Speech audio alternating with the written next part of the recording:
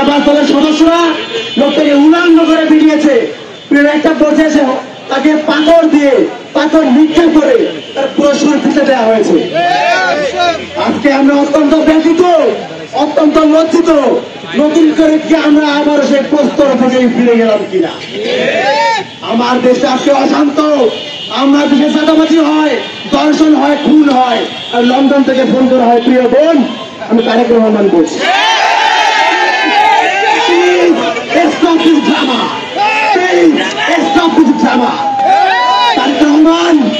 আপনি আপনার দল সামলান। আপনার দল আজকে আমাদের পুরো বাংলাদেশকে আবারও সেই 5 আগস্টের পূর্বে আওয়ামী লীগের চরিত্র ফিরে নিয়েছে। আপনার দলকে আপনি সামলান। ছাত্র দল, যুব দল, বিএনপি যারাই আছেন, দয়া করে আওয়ামী লীগের পদাঙ্ক অনুসরণ করবেন না। যদি আপনারা করে থাকেন তাহলে আওয়ামী লীগের যাই পরিণত হয়েছিল আপনাদেরকেও বাংলার ছাত্র সমাজ সেই একই পরিণত ফিরিয়ে দেয়। অবিলম্বে সাবধান হয়ে যান। মিটফোর্ডে যে ঘটনা ঘটেছে সেই ঘটনার দ্রুত বিচার নিশ্চিত করুন। নতুন বাংলাদেশে আমরা আর কোনোভাবেই কোনো চাঁদাবাজ, দর্শক, হত্যাকারীদের হাতে আমাদের বাংলাদেশ থেকে যেতে আমরা পারি না।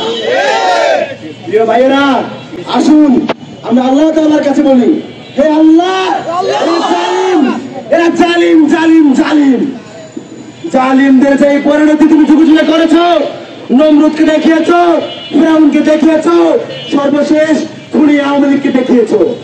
যদি এই নব্য জালিমরা যদি এদের কপালে হেদায়েত থাকে, দয়া করে দ্রুত হেদায়েত দাও। আমরা আর পারতেছি না, পুরো বাংলাদেশটাকে আবারও সেই মৃত্যু ঘুরতে ফিরিয়ে নিচ্ছি। কপালে হেদায়েত থাকে, দ্রুত হেদায়েত দাও। আর যদি হেদায়েত না থাকে, আল্লাহ দয়া করে ধ্বংস করে দাও। আমরা কোন জালিমের হাতে আমাদের বাংলাদেশকে তুলে দিতে পারি না। আমরা কি পারবো?